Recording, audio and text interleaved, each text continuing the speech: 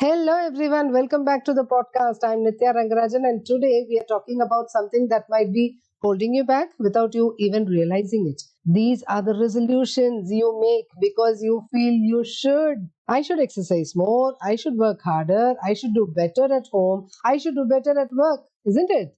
Right? Sounds familiar? These shoulds are often based on guilt, comparison, or maybe external expectations, not your own desires, right? And when your goals don't come from your heart, it is no wonder that they fall apart. In this episode, we'll uncover how to spot these shoulds, let them go, and create resolutions that truly matter to you. That is, goals that inspire, excite, and align with who you are. Let's get started. Now, what are these shoulds and why do they hold us back?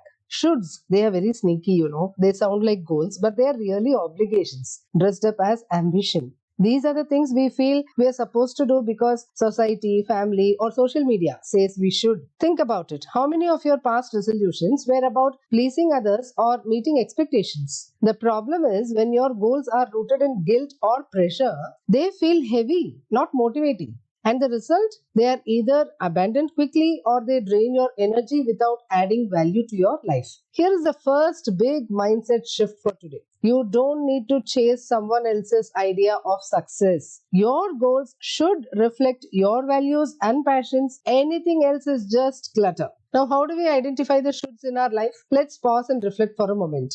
Take a mental inventory of your current resolutions or the goals that have been circling in your mind. Ask yourself these three questions. The first one is, why do I feel I should do this? Second one is, who or what is driving this expectation? Is it society, family, or even just an old belief about what I should be? Third one is, do I truly want this for myself? Does this goal spark excitement or joy for me? If the answer to the last question is no, then that is a should. Let me give you an example. Say your resolution is I should lose weight. Now, if the reason is pressure from social media or comments from others, then that's a should. But if you truly want to feel stronger or more energetic, that is your goal and it's worth reframing. Now, how do you reframe these shoulds? It's all about taking ownership and making your goals personal. Now, how do you do that?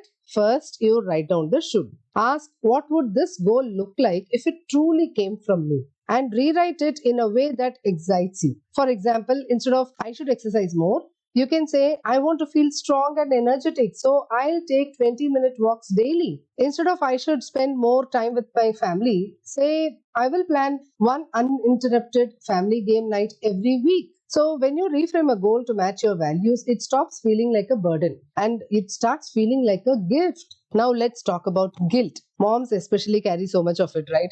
We feel guilty for saying no, for not doing enough, or for taking time for ourselves. But here's the truth. You deserve to prioritize your own happiness. Letting go of a should doesn't mean you are lazy or selfish. It means you are clearing space for what truly matters. To help you through this, try these affirmations. First one, I'm allowed to choose goals that make me happy. Second one, I deserve to let go of what doesn't serve me. Third one, saying no to one thing is saying yes to something better. Now give yourself permission to focus on you this year. You'll be amazed at how much lighter and more motivated you feel. As we wrap up, here is what I want you to remember. Your resolutions are yours, not society's, not your family's, not Instagram's. Now, when you let go of shoulds and create goals that reflect your values, you set yourself up for a more joyful and fulfilling year. Your action step for today will be pick one should you've been carrying, write it down, cross it out, and reframe it into a goal that excites you. And share it with me.